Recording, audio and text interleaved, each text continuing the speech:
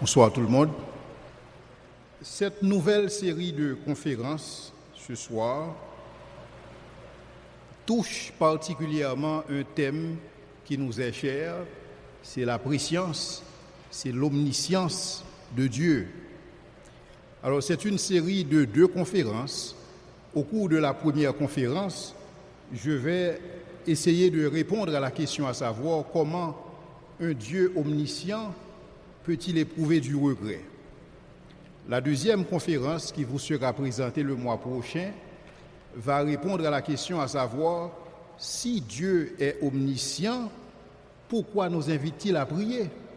Parce que David dit, car la parole n'est pas sur ma langue, que déjà, ô Éternel, tu la connais entièrement.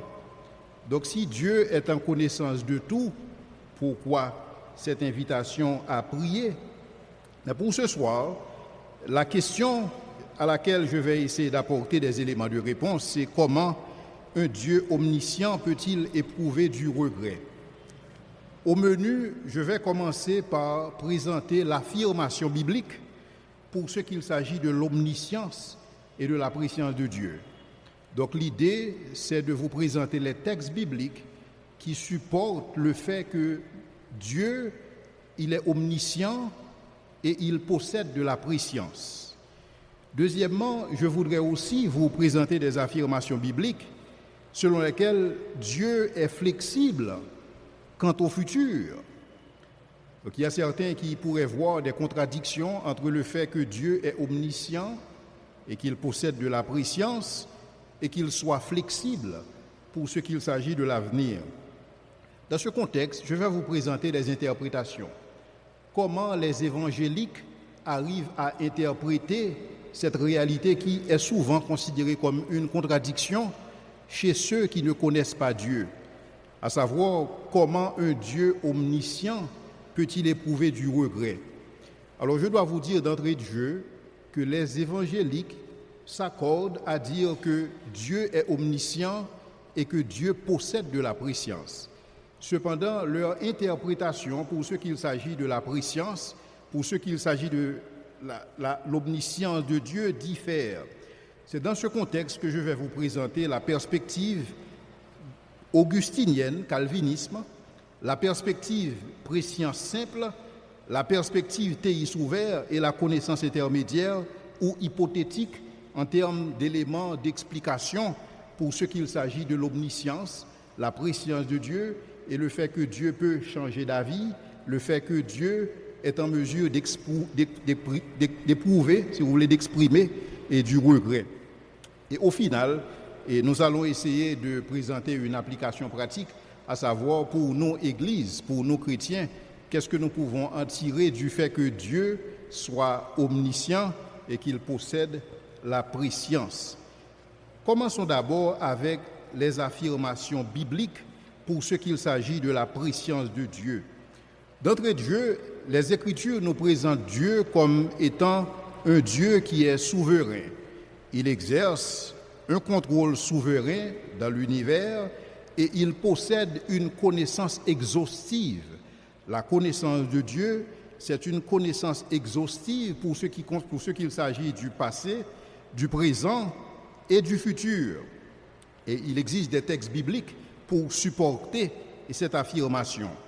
Donc d'abord, je voudrais vous présenter Dieu qui est aux commandes des événements naturels, tel que c'est révélé au niveau du psaume 65, les versets 9 à 11, psaume 135, versets 5 à 7.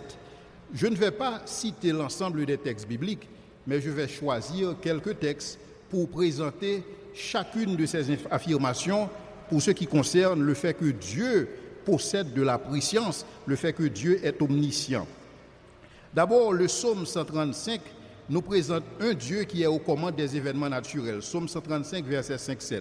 Il est dit, je suis l'Éternel. Je sais que l'Éternel est grand et que notre Seigneur est au-dessus de tous les dieux. Tout ce que l'Éternel veut, il le fait, dans les cieux et sur la terre, dans les mers et dans tous les abîmes. Il fait monter les nuages des extrémités de la terre, il produit des éclairs et la pluie, il tire le vent de ses trésors. La Bible aussi nous présente Dieu non seulement qu'il est aux commandes des événements naturels, à savoir, il n'y a pas un événement naturel qui puisse avoir lieu sans que Dieu ne soit pas en connaissance, mais aussi Dieu, il gouverne l'histoire, il gouverne les moindres détails de la nature, tel que c'est exprimé au niveau de Matthieu chapitre 10, versets 29-30. Ne vantons pas 2 pasquaux pour un sou, cependant il n'en tombe pas un seul à terre sans la volonté de votre Père. Et même les cheveux de votre tête sont comptés. Donc Dieu possède une connaissance exhaustive pour les moindres détails de la nature. Non seulement Dieu possède une telle connaissance, mais la Bible nous dit aussi que c'est Dieu qui gouverne l'histoire, tel que c'est exprimé au niveau de Acte 17, verset 26, et Daniel 2, verset 21-22. Et aussi je pourrais citer Ésaïe 10, verset 5 à 12, Ésaïe 14, verset 24-27, Acte 2, verset 23, Acte 17, verset 26, Ézéchiel 26, verset 7. Je ne peux pas citer tous ces versets, mais permettez que je vous cite les textes que nous trouvons en Acte et en Daniel. En Acte 17, verset 26, il est dit « Il a fait que tous les hommes sortis de seul sang habitent sur toute la face de la terre, ayant déterminé la durée des temps et les bornes de leur demeure. » Et en Daniel 2, verset 21-22, il est dit que c'est lui qui change les temps et les circonstances, c'est lui qui renverse et qui établit les rois, qui donne la sagesse aux sages et la science à ceux qui ont de l'intelligence. Il révèle ce qui est profond, ce qui est caché. Il connaît ce qui est dans les ténèbres et la lumière demeure avec lui. Non seulement Dieu est aux commandes des événements naturels, Dieu contrôle les moindres détails de la nature, Dieu gouverne l'histoire, mais Dieu aussi prédit les comportements humains et ceci dans les moindres détails. C'est ce qui est exprimé en 1 Samuel 10, versets 1 à 7, Jérémie 37, versets 6-10 et Matthieu 26, verset 34. Permettez que je vous cite les textes en 1 Samuel et en Matthieu. Samuel prit une fiole d'huile qu'il répandit sur la tête de Saül. Il le baisa et dit, « L'Éternel ne t'a-t-il point oint pour que tu sois le chef de son héritage? Aujourd'hui, après m'avoir quitté, tu trouveras 2 hommes près du sépulcre de Rachel sur la frontière de Benjamin à Tsekla. Ils te diront, les ânesses que tu es allé chercher sont retrouvées. Et voici ton père ne pense plus aux ânesses, mais il en est en peine de vous et dit, que dois-je faire au sujet de mon fils? De là, tu iras plus loin et tu arriveras aux chaînes de ta mort où tu seras rencontré par 3 hommes montant vers Dieu à Béthel et portant l'un 3 chevreaux, l'autre 3 gâteaux de pain et l'autre une autre de vin. Ils te demanderont comment tu te portes. Ils te donneront 2 pains que tu recevras de leurs mains. Après cela, tu arriveras à Gibéa Elohim où se trouve une garnison de Philistins. En entrant dans la ville, tu rencontreras une troupe de prophètes descendant du haut lieu, précédés du luth, du tambourin, de la flûte et de la harpe et prophétisant eux-mêmes. L'Esprit de l'Éternel te saisira et tu prophétiseras avec eux et tu seras changé en un autre homme. Lorsque ces signes auront été accomplis pour toi, fais tout ce que tu trouveras à faire, car Dieu est avec toi. Donc l'Éternel annonce déjà à Saül les gens qu'il va rencontrer sur sa route et comment la conversation va évoluer entre lui et ces gens. Non seulement il y a le texte en 1 Samuel, mais aussi Matthieu 26, verset 34 nous apporte encore d'autres précisions. Jésus lui dit, je te le dis en vérité, cette nuit même, avant que le coq chante, tu me renieras 3 fois. Donc ce qui nous prouve aussi que Jésus-Christ avait ce type de connaissance, Jésus-Christ avait la capacité de pouvoir prédire les comportements humains et dans les moindres détails. Non seulement Dieu peut faire tout cela, mais Dieu peut anticiper le caractère des humains et dans un avenir très lointain, tel que c'est exprimé en 1 Roi 13, verset 1 à 4, Psaume 44, verset 21, Psaume 139, verset 1 à 6, Ésaïe 44, verset 28, Ésaïe 45, verset 1er et verset 13. Laissez-moi vous lire Ésaïe 44, 28 et Ésaïe 45, 13 pour vous prouver que Dieu a cette capacité de pouvoir anticiper la personnalité des hommes, et ceci même avant leur naissance.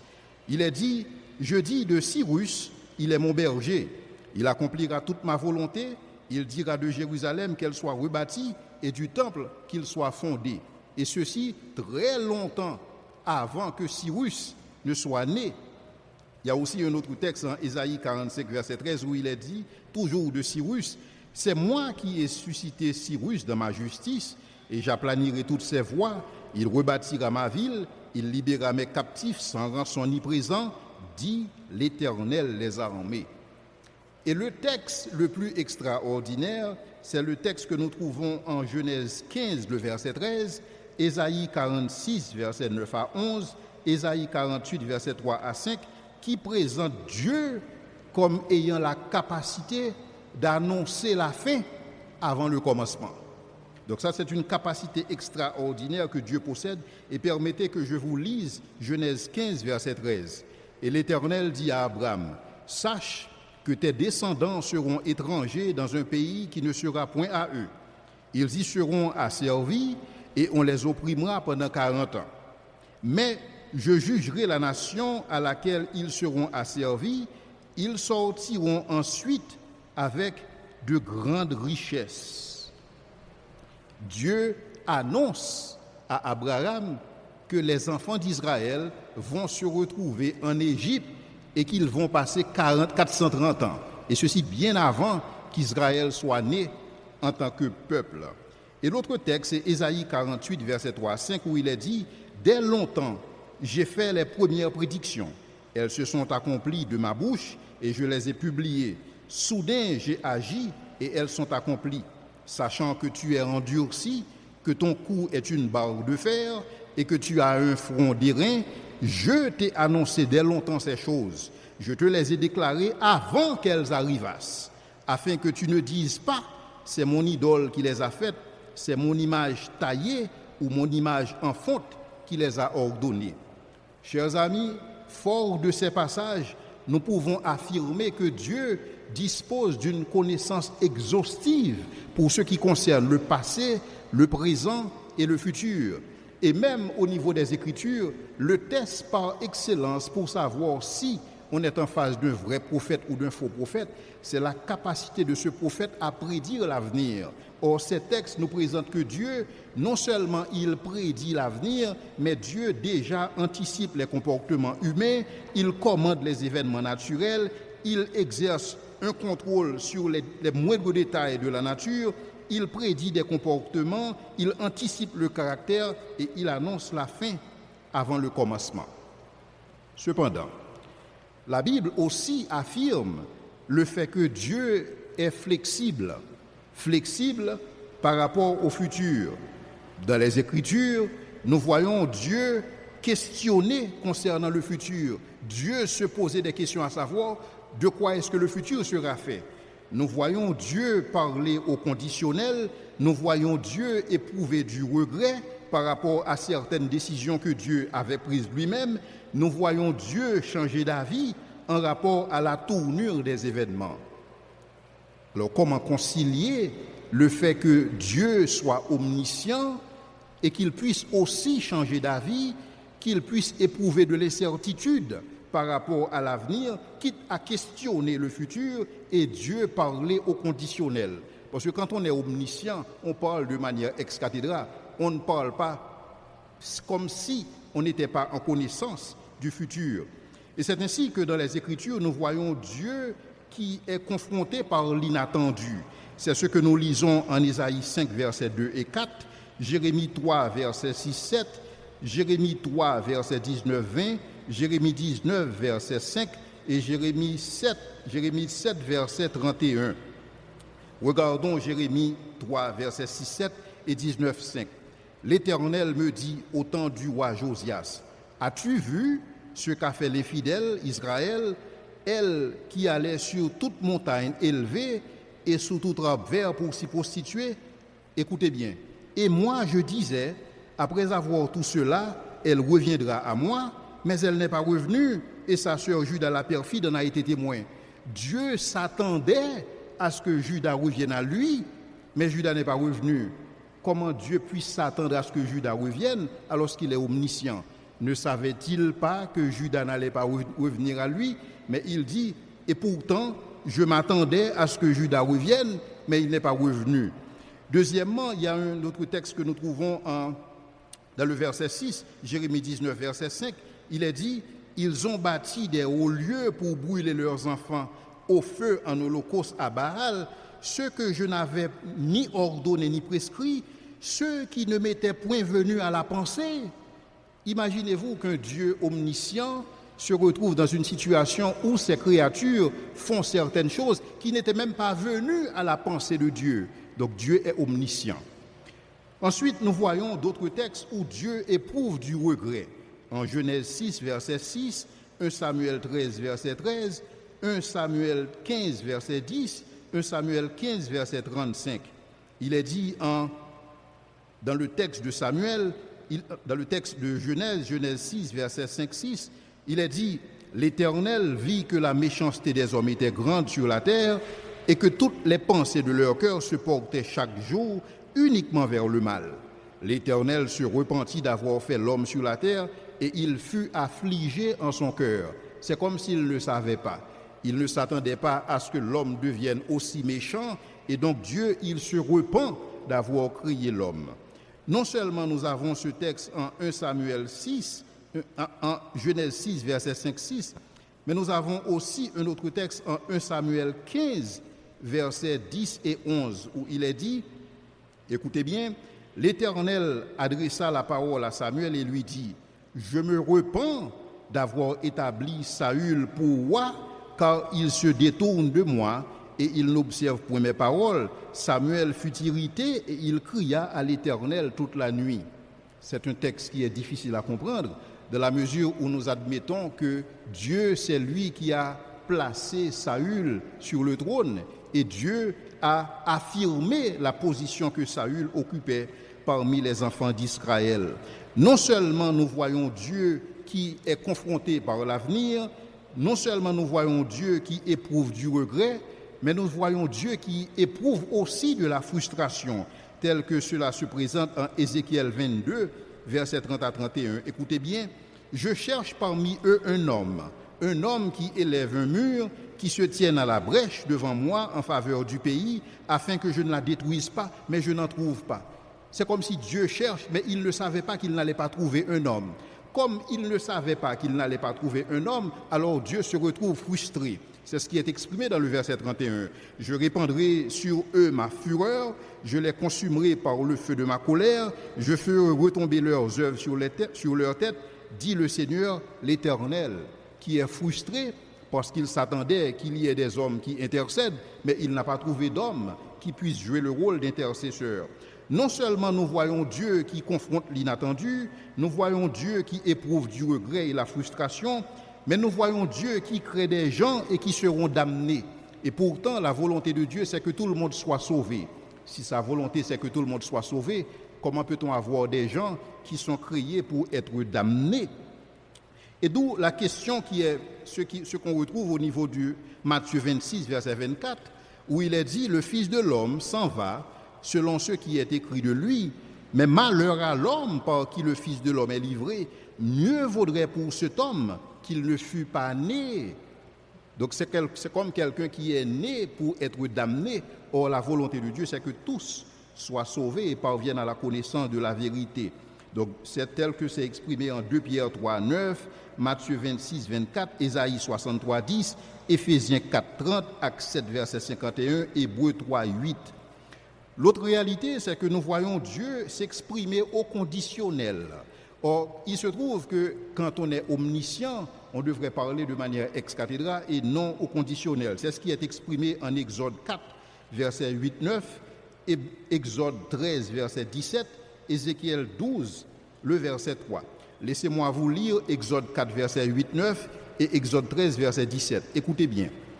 L'Éternel dit, « Remets ta main dans ton sein. » Et Moïse remit sa main dans son sein. Puis il retira de son sein, et voici, elle était devenue comme sa chair. Dieu dit s'il ne te croit pas, c'est-à-dire Dieu s'exprime au conditionnel. Il se pourrait que les enfants d'Israël ne croient pas Moïse. S'il ne te croit pas, dit l'Éternel, il se pourrait que Pharaon ne croit pas à Moïse. S'il ne te croit pas, dit l'Éternel, et n'écouteront pas, et n'écoutent pas à la voix du premier signe, ils croiront à la voix du dernier signe. S'ils ne croient pas, même à ces deux signes, c'est comme si Dieu ne sait pas si Pharaon va effectivement laisser partir les enfants d'Israël. S'il ne croit pas à ces deux signes et n'écoute pas à ta voix, tu prendras de l'eau du fleuve, tu la répandras sur la terre, et l'eau que tu auras prise du fleuve deviendra du sang sur la terre. Et l'autre texte, c'est en Exode 13, le verset 17, où il est dit « Lorsque Pharaon laissa aller le peuple, Dieu ne le conduisit pas par le chemin du pays des Philistins, quoique le plus proche, car Dieu dit « Le peuple pourrait se repentir en voyant la guerre et retourner en Égypte. » Dieu ne peut pas dire le peuple pourrait se repentir parce que Dieu, il a cette préscience, il a cette omniscience. Il ne saurait parler au conditionnel.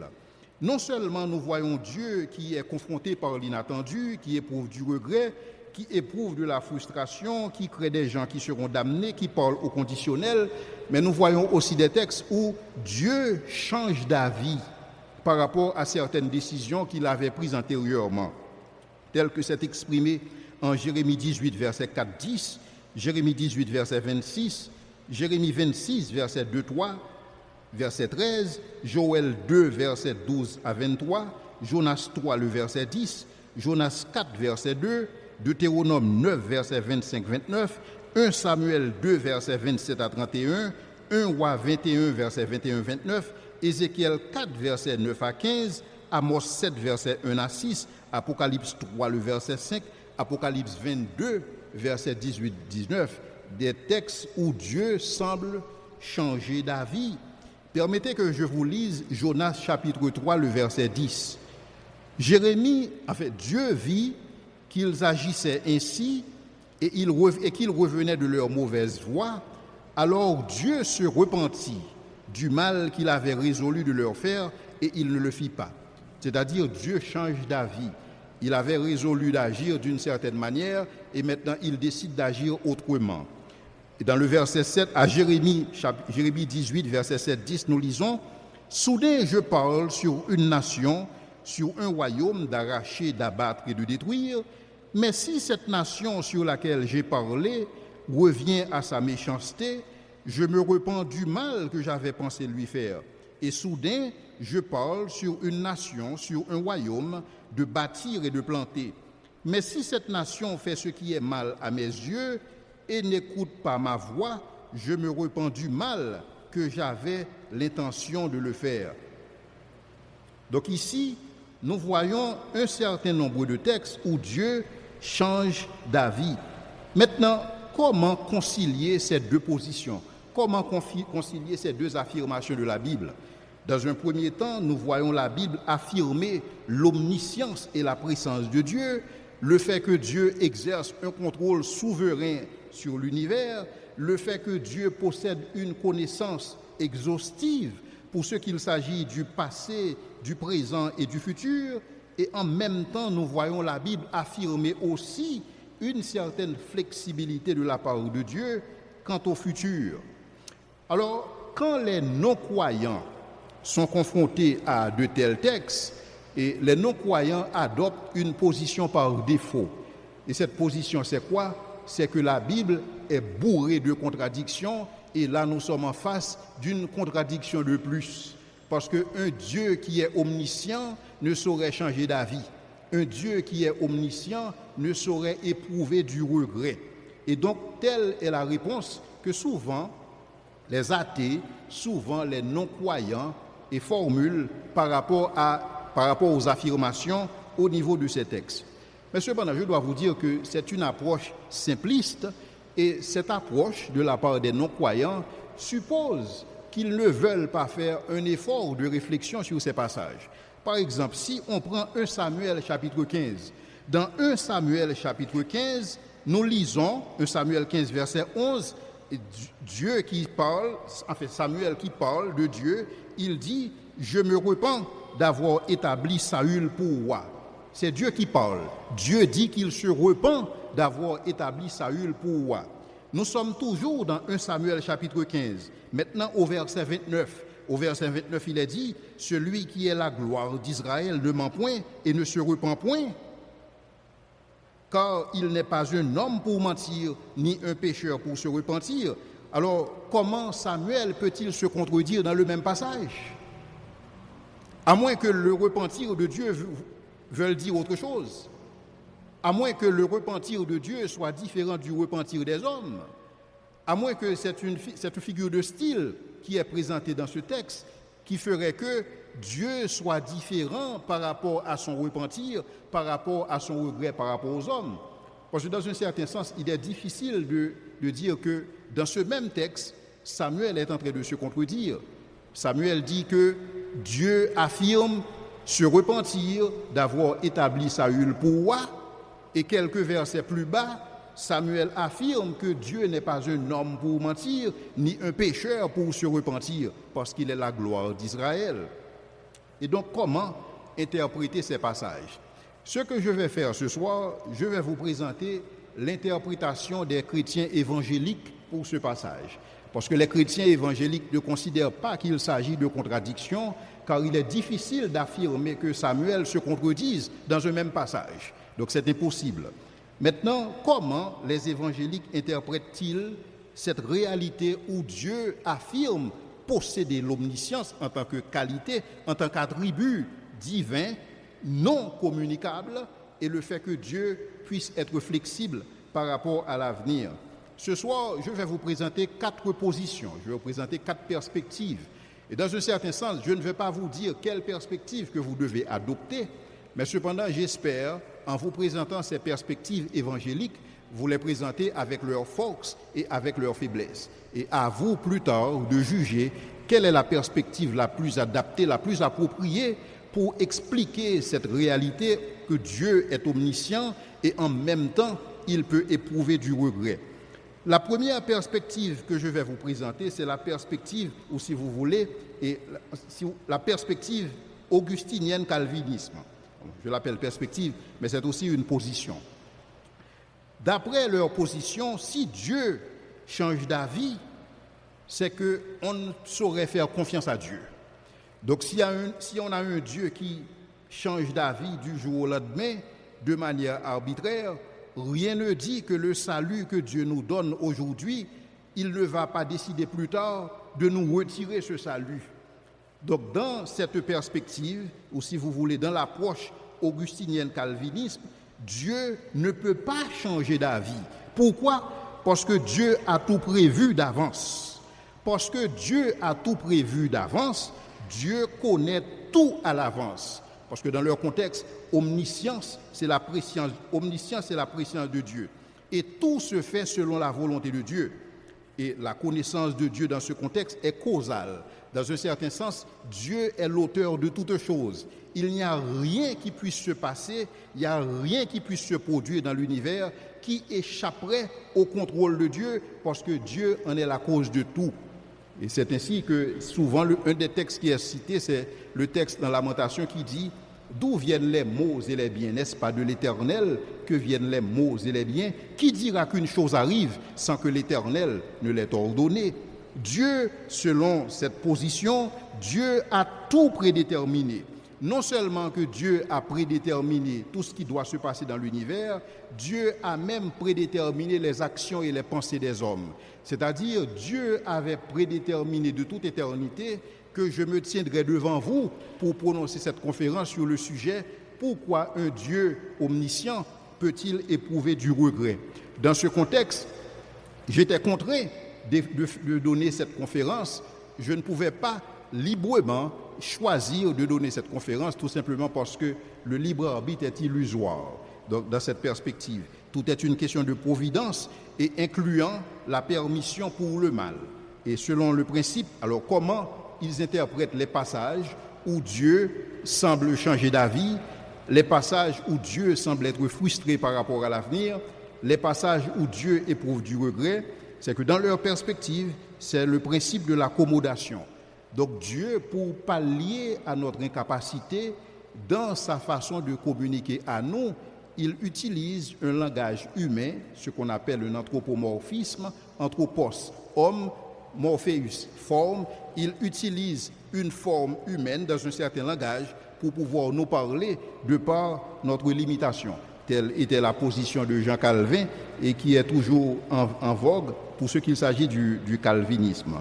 Cependant, il y a aussi une version du calvinisme qui est beaucoup plus radicale, qui veut dans le sens que Dieu a tout déterminé. C'est comme nous sommes dans une sorte de fatalisme où tout est déjà prévu d'avance, il n'y a absolument rien que nous puissions faire. Ça, c'est une position.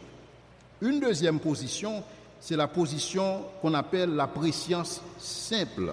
Cette position part aussi de la même prémisse que la position augustinienne-calviniste. Dans un certain sens, si Dieu change d'avis de manière arbitraire, alors peut-on se fier à ses promesses. Maintenant, dans leur perception des choses, dans leur compréhension de ces textes, tout se fait effectivement selon la volonté de Dieu. Mais certaines choses relèvent du libre arbitre.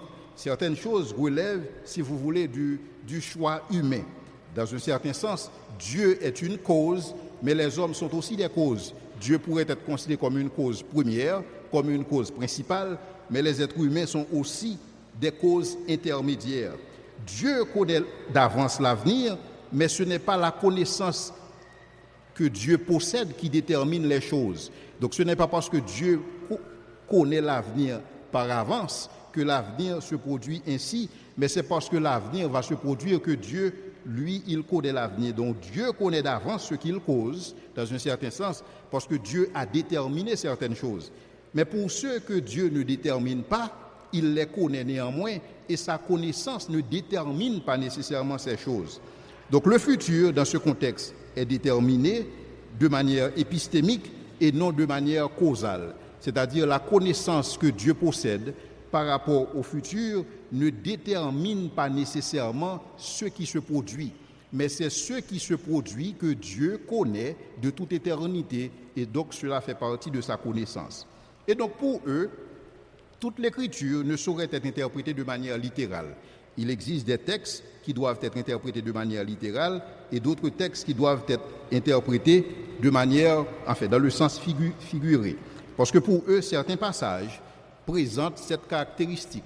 Donc il faut lire certains passages avec un certain anthropomorphisme, tel que c'est présenté, par exemple, quand la Bible affirme que la main de l'Éternel n'est pas trop courte. Donc l'Éternel, certainement, ne possède pas une main. Et c'est la même chose pour les oreilles de l'Éternel.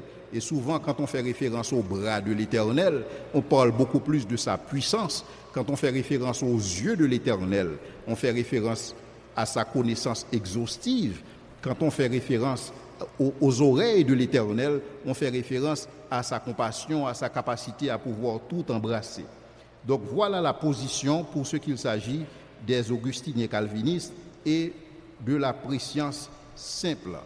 Et donc leur position est résumée dans le sens que Dieu ne peut pas changer d'avis si on se retrouve avec des textes qui présentent que Dieu change d'avis. Ces textes tout simplement indiquent l'idée il faut prendre ces textes et dans une perspective anthropomorphique, dans un certain sens, parce que Dieu, lui, il ne saurait changer d'avis.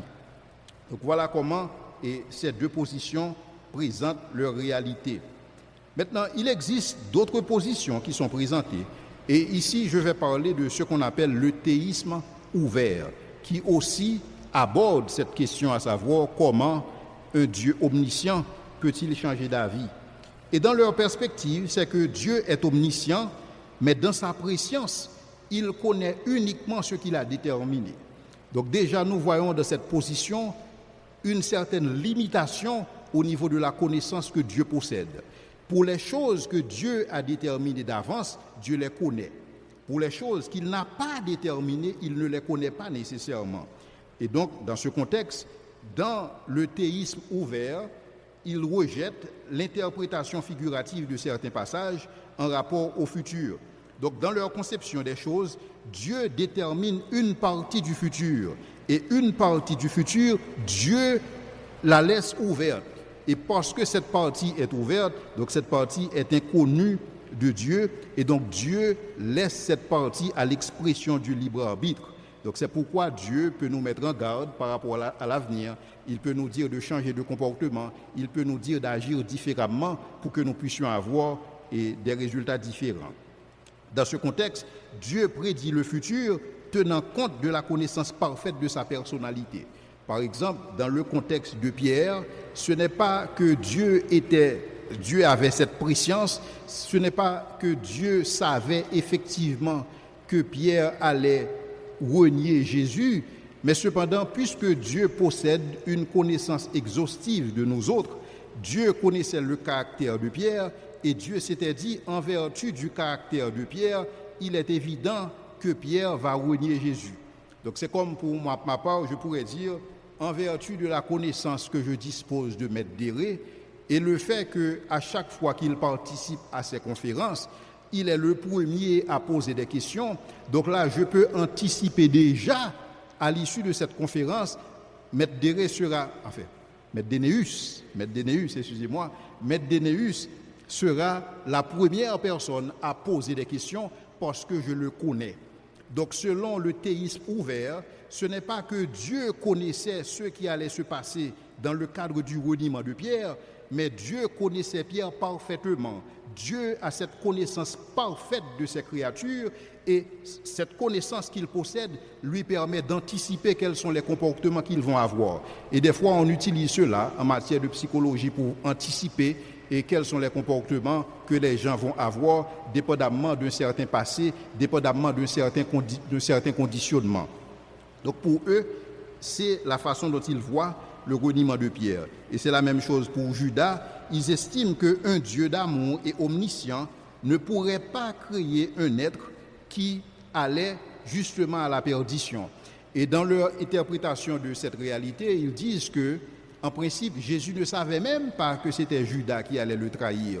Parce que quand on regarde au niveau des évangiles, on a l'impression qu'il n'y a aucune indication que Jésus et les disciples étaient au courant qu'il y avait une quelconque tension entre Jésus et Judas. Donc Jésus n'était pas en connaissance de cette réalité jusqu'à la dernière minute. Cependant, cette connaissance que Dieu possède pour ce qu'il s'agit de la personne de Judas, comme quelqu'un qui aimait l'argent, donc Dieu pouvait prédire que si effectivement quelqu'un va trahir Jésus, ça doit être Judas parce que Judas aime l'argent. Donc ce n'est pas à dire que Dieu a prévu que Judas trahirait Jésus, parce que Dieu, un Dieu d'amour, ne peut pas créer quelqu'un pour la perdition. Donc dans ce contexte, Dieu ne connaît certainement pas cette partie du futur. Et aussi, dans le théisme ouvert, je dois vous dire qu'en passant, c'est une interprétation qui est très à la mode aujourd'hui, parce que c'est une interprétation assez pastorale. Dans un certain sens, et les théologiens du théisme ouvert arrivent à expliquer aux gens qui font face à des souffrances, qui font face à des difficultés de la vie, pour leur dire que, pour des courages, Dieu n'était pas au courant, Dieu ne savait pas que cela allait arriver. Donc c'est arrivé tout simplement par la force des choses, mais Dieu n'était pas au courant parce qu'un Dieu d'amour ne pourrait pas être au courant de tous ces malheurs et de les permettre d'arriver. Donc voici quelque part la position du théisme ouvert. Dans un certain sens, si Dieu peut regretter une décision personnelle, cela sous-entend que Dieu ne maîtrise pas une partie de l'avenir. Donc puisque ces textes ne sont pas interprétés de manière anthropomorphique, donc cela veut dire tout simplement que Dieu ne connaît pas l'avenir de manière certaine. Dieu connaît une partie de l'avenir, cette partie qui a été déterminée par lui. Mais il existe une partie que Dieu ne détermine pas. Dieu laisse cette partie en contrôle de notre libre arbitre. Et donc dans ce contexte, Dieu ne connaît pas nécessairement ce que nous allons faire. Cependant, parce que Dieu nous connaît parfaitement, il peut anticiper notre comportement. Donc Dieu ne connaît pas l'avenir, il ne sait pas exactement comment je vais terminer cette conférence, parce que tout simplement ça ne fait pas partie des choses que Dieu avait prédéterminées à l'avance. Maintenant, ils disent aussi que si la vérité est correspondante, et aussi parce qu'il y a une théorie pour comprendre c'est quoi la vérité, et dans la philosophie, on admet que la vérité, c'est ce qui correspond à la réalité. Donc tout ce qui ne correspond pas à la réalité est fausse. Par exemple, je sais que je suis présent avec vous en train de donner cette conférence. Et donc, c'est vrai. Donc, si quelqu'un dit que moi, je ne suis pas ici, je suis à Pétionville, c'est une assertion fausse parce que je ne peux pas être à Pétionville en même temps que je suis présent ici pour donner une conférence. Donc, la vérité est correspondante. Donc, c'est la théorie qui explique la vérité. Alors, les théologiens du théisme ouvert disent que si la vérité est correspondante, et c'est vrai, la vérité est correspondante, nous l'admettons, si la vérité est correspondante, alors les événements futurs ne sont pas vrais. Dans la mesure où un événement doit correspondre à la réalité, un événement qui n'a pas encore eu lieu, cet événement ne peut pas être vrai. Puisque cet événement ne peut pas être vrai, donc Dieu ne peut pas connaître cet événement parce que Dieu ne peut pas connaître ce qui est faux. Dieu connaît uniquement ce qui est vrai. Et dans la mesure où un événement n'a pas encore eu lieu, cet événement n'est pas vrai, et parce que l'événement n'est pas vrai, Dieu ne peut pas connaître cet événement. Ensuite, ils affirment que si Dieu connaît l'avenir, il ne pourrait pas intervenir pour le changer. Et donc là, je pense que ça, c'est une position qui mérite d'être approfondie. Écoutez bien. Si Dieu connaît l'avenir, il ne pourrait pas intervenir pour la changer, parce que si Dieu intervient pour changer l'avenir, il va fausser sa connaissance de départ. C'est-à-dire, si Dieu sait ce qui va se passer au niveau du futur, et Dieu décide d'intervenir pour changer ce futur-là, cela va fausser la connaissance que Dieu disposait antérieurement. Et donc, dans leur position, toute intervention divine requiert une connaissance limitée pour ce qu'il s'agit du futur. Et finalement, si Dieu connaît le futur à l'avance, le futur arrivera de manière inexorable. Alors, la position des théologiens du théisme ouvert, c'est que puisque Dieu, en principe, connaît l'avenir, Dieu ne peut pas intervenir pour changer l'avenir. Donc, dans ce contexte, les textes qui sont interprétés de manière figurée, qui sont interprétés dans le sens d'un anthropomorphisme, donc pour eux, c'est une interprétation arbitraire de ces textes, dans la mesure où il y a des gens qui décident d'interpréter certains textes de manière figurée et d'autres qui décident d'interpréter d'autres textes dans l'autre contexte. Donc pour eux, dans ce contexte, la préscience de Dieu veut dire tout simplement que tout ce que Dieu prévoit va nécessairement arriver, et puisque tout Dieu l'a prévu ainsi, Dieu ne saurait intervenir pour la changer. Donc toute figure de style ou tout anthropomorphisme doit nécessairement correspondre à la réalité. Maintenant, la question qui est posée par eux, c'est que si j'interprète le bras de Dieu comme de manière anthropomorphique, si j'interprète les yeux de l'Éternel de manière figurée, est-ce que je ne devrais pas interpréter aussi de manière figurée l'amour de Dieu? Et si je dois interpréter l'amour de Dieu de manière figurée, qu'est-ce que cela veut dire quelque part? Parce qu'en principe, ils sont d'accord au fait que les yeux de Dieu doivent correspondre à quelque chose dans le sens figuré, mais comment interpréter l'amour de Dieu? Donc tout ceci pour dire qu'il y a des difficultés à interpréter certains textes de manière figurée, et donc dans cette perspective-là, pour eux, ils retiennent leur position, à savoir Dieu connaît une partie de l'avenir et une autre partie de l'avenir lui est carrément ouverte. Maintenant, la dernière position que je vais vous présenter, et c'est la position de Luis Molina, et c'est cette position que nous appelons le molinisme. Dans cette position-là, Dieu est omniscient et dans sa préscience, il connaît le futur.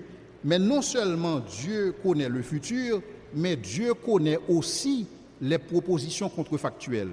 Dieu connaît toutes les possibilités qui peuvent exister. Donc Dieu possède, et selon cette position, Dieu possède 3 niveaux de connaissance. Dieu possède une connaissance naturelle, d'abord une connaissance de lui-même, Dieu se connaît, Dieu sait qu'il est Dieu, tout comme nous autres, nous avons une certaine connaissance naturelle de nous autres. Nous savons ce que nous sommes. Non seulement Dieu possède cette connaissance de toute éternité, mais Dieu possède aussi une connaissance contrefactuelle. C'est-à-dire, Dieu sait si telle situation se présente, quels seront éventuellement les résultats par rapport au comportement de ses agents. Par exemple, Dieu sait que s'il décide d'épargner les Cananéens, voici ce qui adviendrait. C'est comme si Dieu savait que si à Saint-Domingue, il existe des hommes de la trempe de Toussaint Louverture, de la trempe de Jean-Jacques Dessalines, voici ce qui se passerait aux esclaves de Saint-Domingue. Dieu possède cette connaissance et c'est justement sur la base de cette connaissance que Dieu possède que Dieu va formuler des décrets. Et donc à partir de la connaissance naturelle et contrefactuelle que Dieu possède, Dieu prononce des décrets de toute éternité. Et donc dans ce certain sens, Dieu prononce des décrets à savoir quel type de monde effectivement il va actualiser. Donc si je reprends, Dieu possède 3 niveaux de connaissance. Une connaissance naturelle de lui-même. Dieu possède aussi une connaissance contrefactuelle de toutes les possibilités, de toutes les probabilités.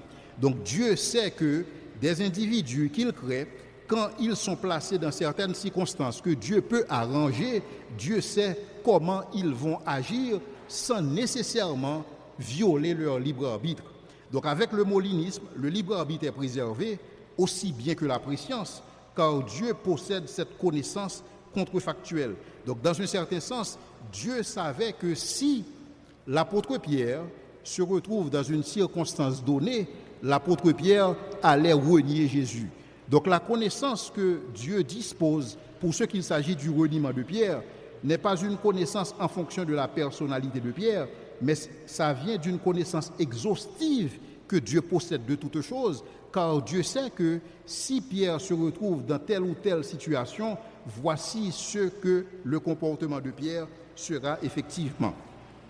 Et les textes qui sont souvent cités et pour affirmer l'idée que Dieu possède une connaissance contrefactuelle, ces textes se retrouvent en 1 Samuel 23, versets 1 à 13, que je vais vous demander de souffrir et d'écouter bien ce texte avec moi.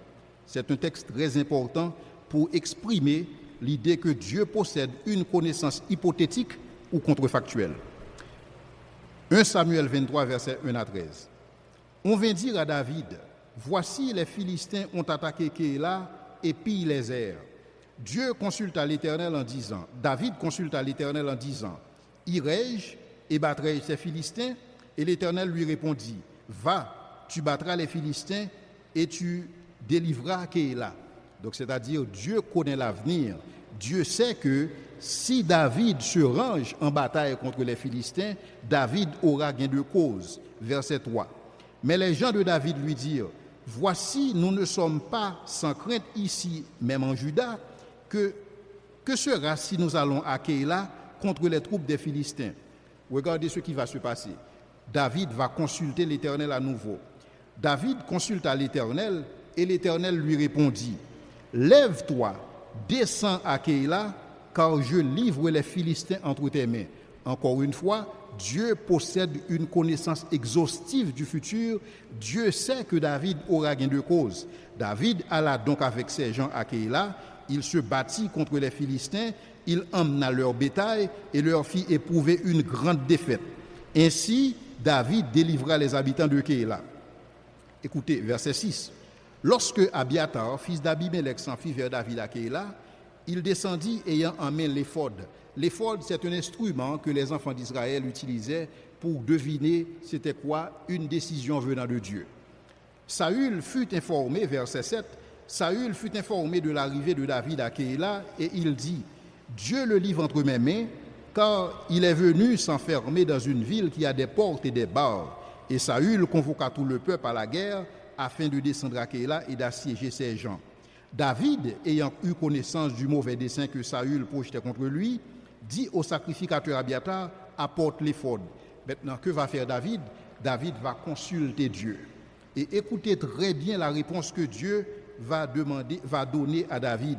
Et David dit à l'Éternel, Dieu d'Israël, écoutez la question de David. Dieu d'Israël, ton serviteur apprend que Saül veut venir à Kéla pour détruire la ville à cause de moi. Les habitants de Kéla me livreront-ils entre ses mains? Saül descendra-t-il contre ton serviteur comme ton serviteur l'a appris? Éternel Dieu d'Israël, daigne révéler à ton serviteur. Et l'Éternel répondit, il descendra. Mais cependant, nous savons que Saül n'est jamais descendu. Mais Dieu savait que Saül pourrait descendre. Et c'est comme si Dieu pouvait voir Saül descendre. Donc Dieu possédait cette connaissance contrefactuelle, quelque chose qui n'allait pas se produire, mais qui existe potentiellement. Donc Dieu est en connaissance de cette possibilité et Dieu informe David. C'est comme si Dieu dit à David, si tu descends, alors d'abord Saül va descendre contre toi. Et si Saül descend contre toi, certainement tu pourras perdre ta vie. Donc il y a cette possibilité que David ne sera pas vivant. Verset 12, David dit encore, les habitants de Keïla me livreront-ils, moi et mes gens, entre les mains de Saül? Et l'Éternel répondit, ils te livreront. Mais cependant, ils ne vont pas livrer David parce que David ne va pas descendre. Donc Dieu possède une connaissance contrefactuelle, des choses qui pourraient se produire, mais qui ne se produisent pas. Et donc Dieu possède cette connaissance et c'est en vertu de cette connaissance que Dieu sait que s'il place quelqu'un dans une situation donnée, une situation qu'il détermine, comment cette personne va agir tout en restant libre. C'est-à-dire Dieu demeure souverain en tant que celui qui détermine la fin, mais il ne détermine pas les moyens. Les moyens, il le laisse au niveau de notre libre arbitre. Alors David se leva avec ses gens au nombre d'environ 600 hommes. Ils sortirent de Keïla et s'en allèrent où ils purent. Saül, étant informé que David était sauvé de Keïla, suspendit sa marche. Cela veut dire que Saül n'était pas descendu à Keïla, mais Dieu avait vu Saül descendre à Keïla parce que Dieu dispose de cette connaissance contrefactuelle. Et donc c'était à David maintenant, qui a consulté Dieu, d'utiliser cette connaissance, cette révélation que Dieu lui a donnée, de pouvoir s'en sortir. Et c'est la même chose, chers amis, au niveau de certaines prophéties que Dieu donne.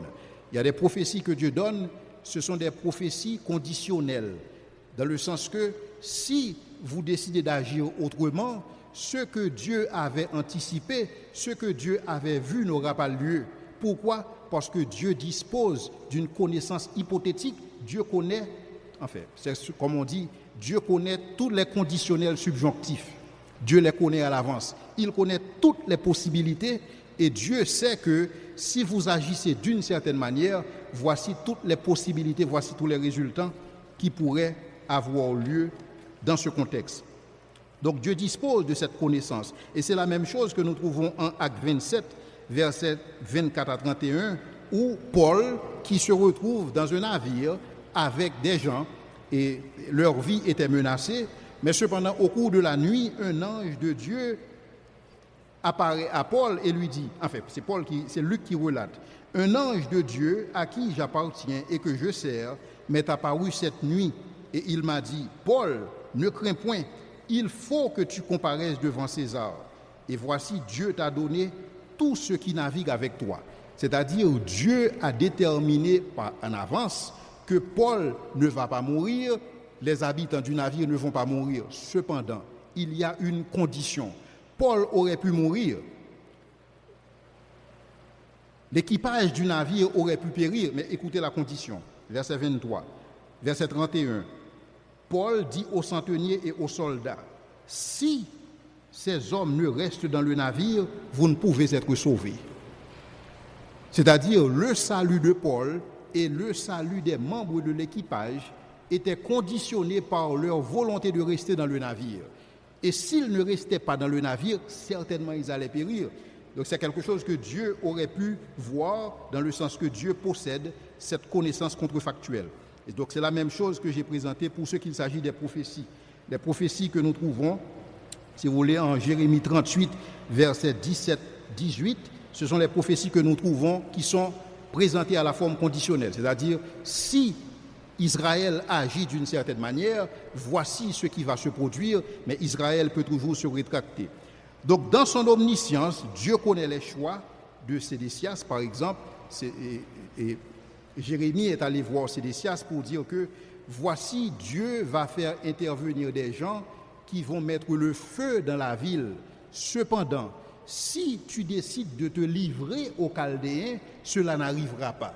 C'est-à-dire, Dieu formule une prophétie qui est conditionnelle. Cette prophétie peut se matérialiser si Sédécias décide de résister contre Dieu. Mais cependant, si Sédécias décide d'accepter la volonté de Dieu, cette prophétie n'aura jamais lieu et pourtant Dieu l'a prononcée. Donc Dieu parle d'une manière conditionnelle pour le simple fait que Dieu possède une connaissance contrefactuelle. Dieu connaît toutes les possibilités. Donc dans son omniscience, Dieu connaît les choix de Sédécias et la prophétie à son égard était de nature contrefactuelle ou conditionnelle. Ainsi, sa réponse déterminerait le cours des événements. Et c'est la même chose pour notre intercession. Dieu connaît tout à l'avenir, mais cependant Dieu peut utiliser notre intercession pour changer le cours des événements. Par exemple, nous avons vu un épisode où Dieu avait décidé d'en finir avec les enfants d'Israël. Et il a dit à Moïse, je vais faire de toi une grande nation.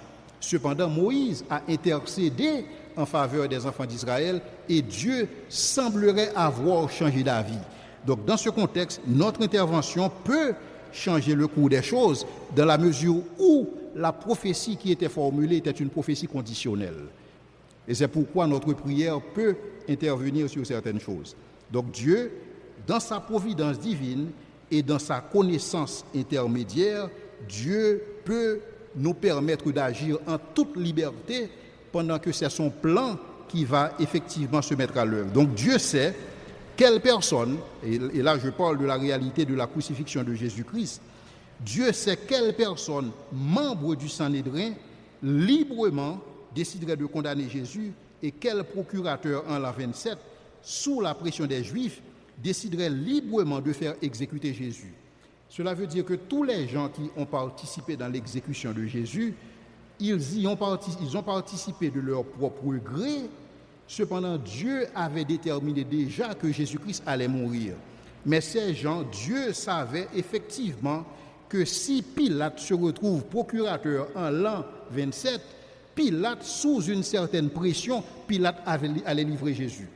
Donc c'est comme si Dieu, il décide des circonstances et il sait quel individu placer dans telle circonstance. Et pendant que l'individu agit en toute liberté, le plan de Dieu se met quand même à exécution.